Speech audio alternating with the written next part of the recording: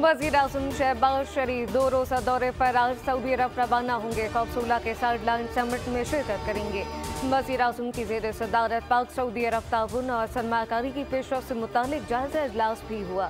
वज़ीर आज़म ने दोनों ममालिक के दरमियान जारी मुख्तलिफ मनसूबों की पेशरफ पर इत्मीनान का इजहार करते हुए कहा कि सऊदी अरब पाकिस्तान का देरीना दोस्त और हर मुश्किल में साथ दिया।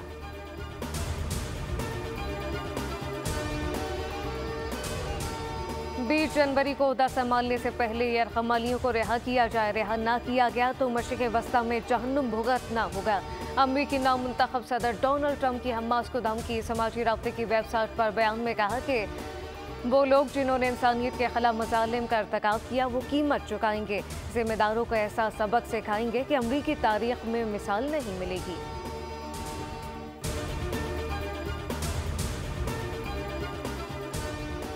महकमा मौसमियात ने आज से कराची का मौसम तब्दील होने की पेशगोई कर दी। महकमा मौसमियात का कहना है कि आज कराची में तेज़ हवाएं चल सकती हैं, जबकि बालाई खैबर पख्तूनख्वा, कश्मीर और गिलगित बल्तिस्तान में कहीं बारिश और पहाड़ों पर बर्फबारी का इम्कान है। मुल्तान, लोधरा, खुशाब में बारिश, डेरा मुराद जमाली के गिरदोनवा के इलाकों में बादल बरस पड़े, सर्दी मजीद बढ़ गई।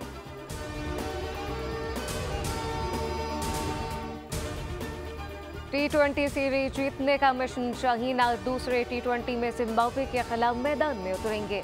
पाकिस्तान की प्लेइंग 11 में कोई तब्दीली नहीं की गई। मैच पाकिस्तानी वक्त के मुताबिक से पहर 4:30 बजे शुरू होगा।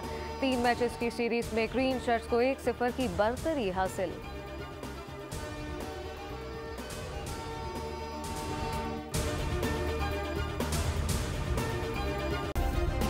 सब्सक्राइब करें और बेल दबाएं ताकि कोई खबर रह न जाए।